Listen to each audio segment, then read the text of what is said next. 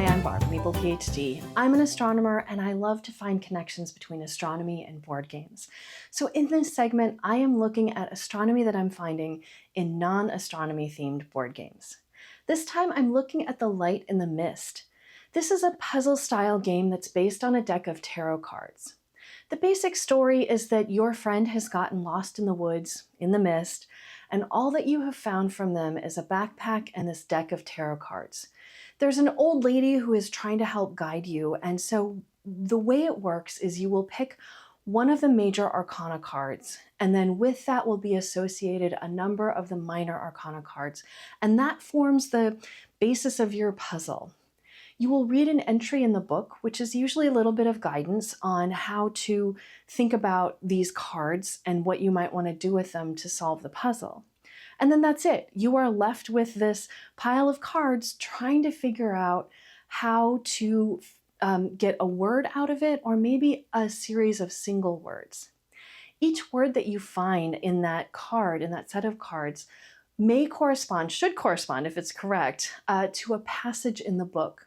And then you'll read that and learn a little bit more about your friend and their life. Now, one night when I was solving one of the puzzles, I noticed that the cards involved all had these patterns of stars on them in the night sky. And I was wondering, of course, if those stars had anything to do with the puzzle, and I'm not going to tell you if they did or not, because that would be a spoiler. But I also spent some time looking at them and wondering if they were based on real constellations. And of course, that's where the astronomy comes into this. Now, when I tell people I'm an astronomer, I often get a phrase back like, "Oh, you must study the constellations."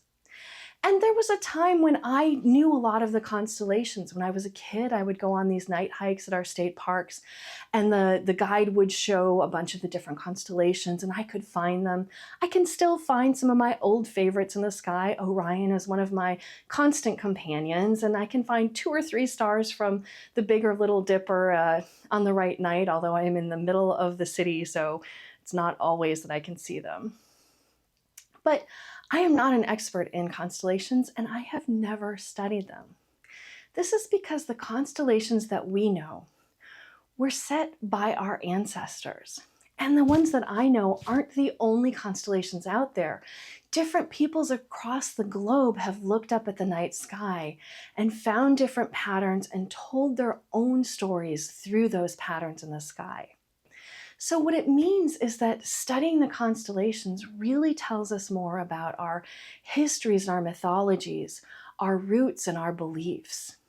And in fact, the constellations are only meaningful to those of us sitting here on the surface of Earth.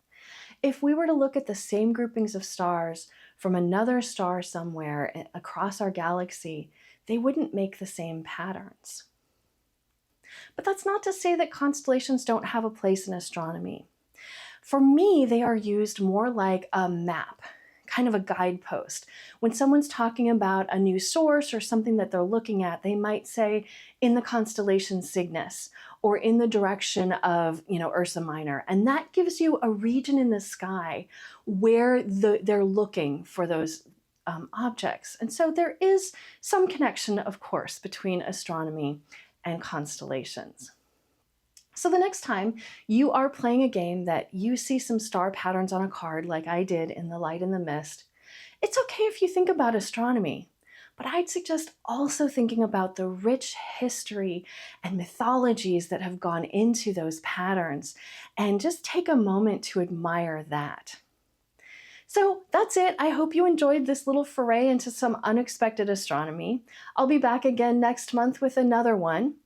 In the meantime, if you like this kind of content, go find my channel at Maple PhD on YouTube and subscribe to it so you can get more content like this.